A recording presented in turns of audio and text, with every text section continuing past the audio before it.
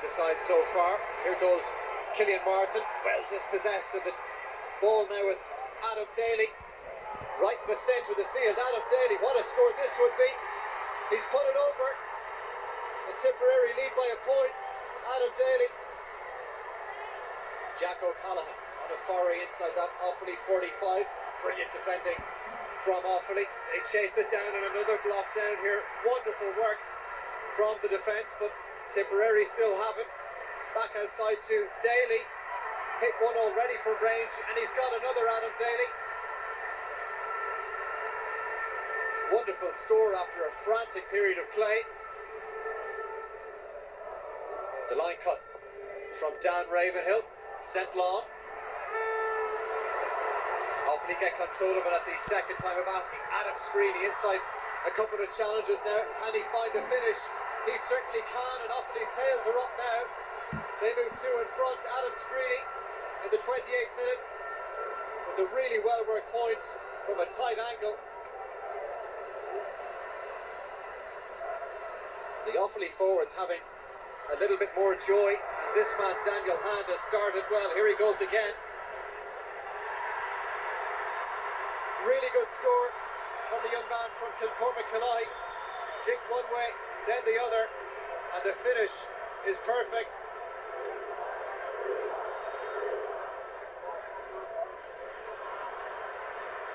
Another loose ball going to favour Offaly.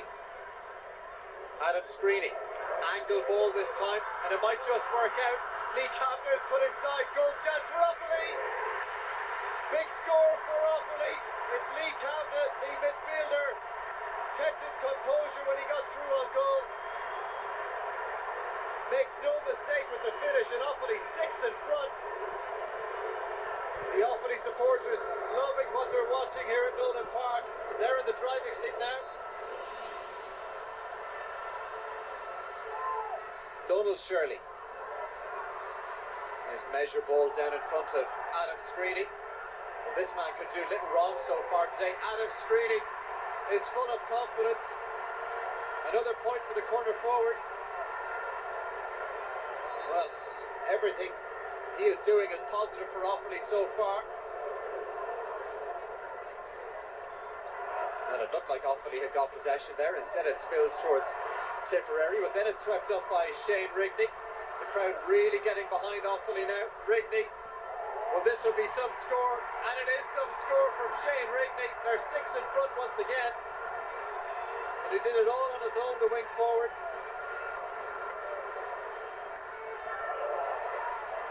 Nice turn from Adam Screeney, being pursued by Jack Quinlan, but Screeney is still going here, and it's opening up here for Offaly. Inside to Carl Robinson, wonderful save. Well, the whistle has sounded, it's going to be a free in.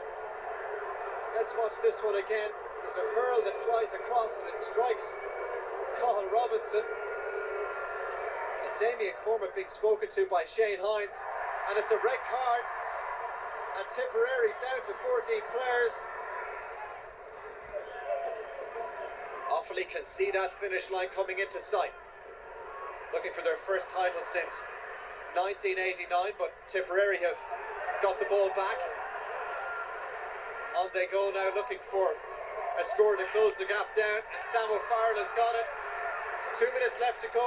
The gap is 4 points. Sam O'Farrell on target. Is there a goal in Tipperary in the closing stages here? Well, this one is spilled loose. Offaly have defenders back there. It's all very frantic. Can Tip engineer an opportunity? They may have to settle for a point now. Great defending again from Offaly. Outside to Aaron O'Halloran. He retrieves the situation, and he's got a point.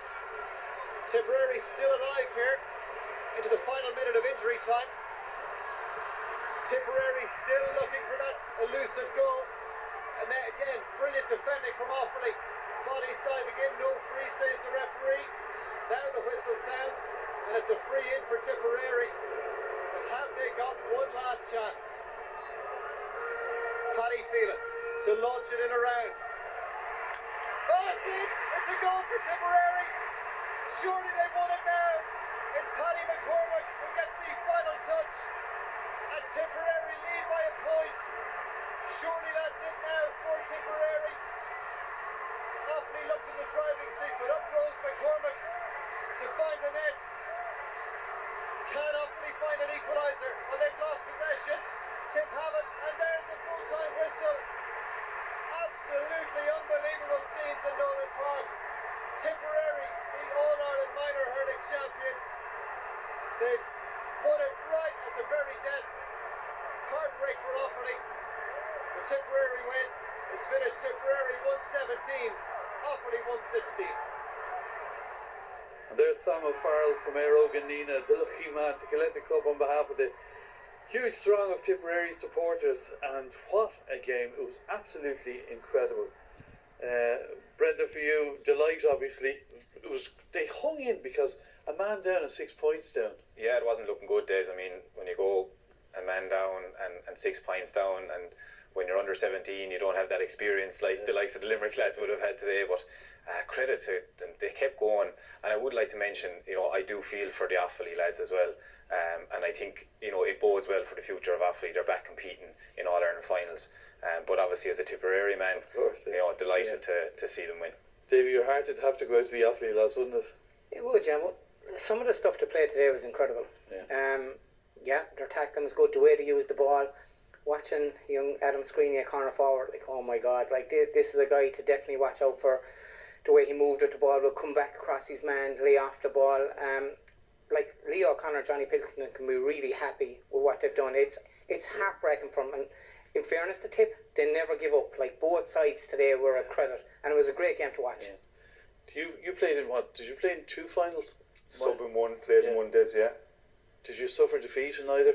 Lost the first one against Galway, came back and won the next year against... it's tough at that age, isn't it? Against Kilkenny, beat up by 10 points, actually, yeah. Get that in there when you can.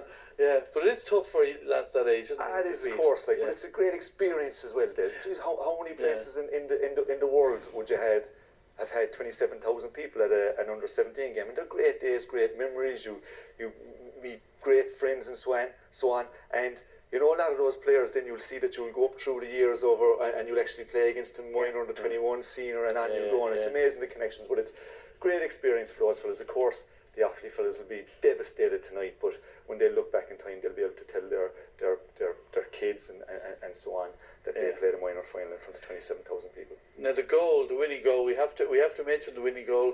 It was scored by Brendan's cousin. We have relatives getting man of the match awards on this programme a lot lately, but you want to point out something about the goal. I mean, it was very well constructed by the attackers. Yeah, there was a lot to admire about the goal, and as Davey and Don Logan both said, like, the Tip lads that kept going, and we saw that in the Munster final against Clare, went to extra time, and we saw it again the last day against Galway.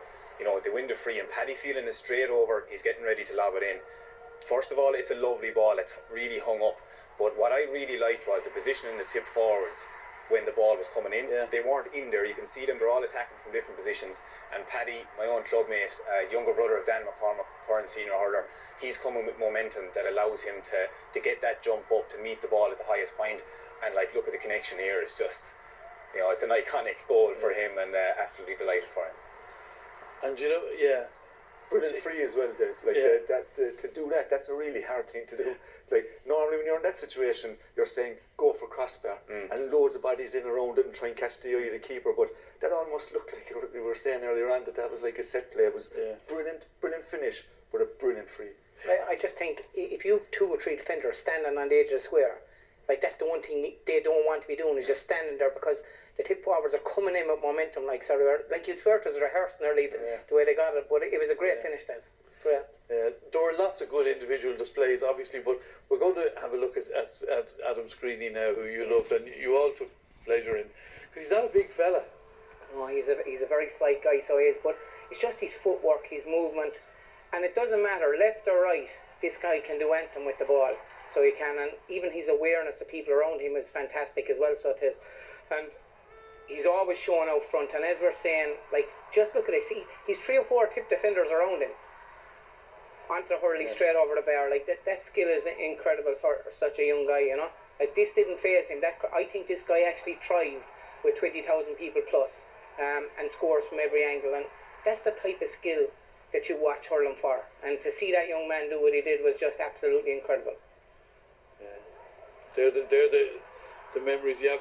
Brendan, it's a memory, a lifetime memory, as we heard, for all of them, for different reasons. Tip lads will love it. What's your view on the final being played outside Croke Park in front of a full house? Would you rather be in Croke Park or independent? Well, my own experience, I played 2 finals in Croke Park and lucky enough to win the 2 of them. And that was a massive occasion at the time to play ahead of the senior final.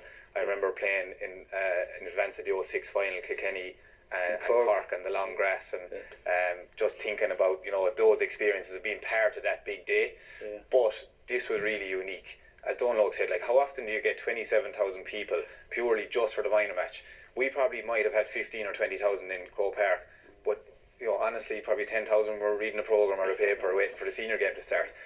So look, there's arguments on both sides. For me, I would rather be part of an occasion like that. I thought the long grass was only the imagination in Cork, so obviously it wasn't our imagination. Yeah, I do remember it. 06 final. 16 years ago. You haven't got over it yet, no? It hasn't. It is a fact. That is a fact. Won't be forgotten. The grass? Just said it there. Yeah. Expand on it though. Yeah, but the grass that day, right? When you went out in the field that day, what was the thing that struck you that day? Yeah, as I said, I did notice the length of the grass, and I'm not going to get into now the background of what happened or why it happened, but that was my vivid memory of the 06 final. And what, that slowed the ball down, Definitely slowed the game down. I know you can make the point, right? And didn't think we were going to be getting into this tonight, right? But yeah, absolutely. We didn't bring it up. When you asked the question, right? Of course it did, right? Of course it slowed down the play. But again, I remember hearing that before, that was only a Cork imagination. It's the first time I heard anybody else from outside of Cork talking about it. Right. There's a documentary in that one. But listen, next on the Sunday game, it's the clash of Clare and Kilkenny, battling for a place in the 2022 All-Ireland Senior Hurling Final. Well, the object of the exercise is to get into the All-Ireland final. And now let's see what Kilkenny and Clare can serve up.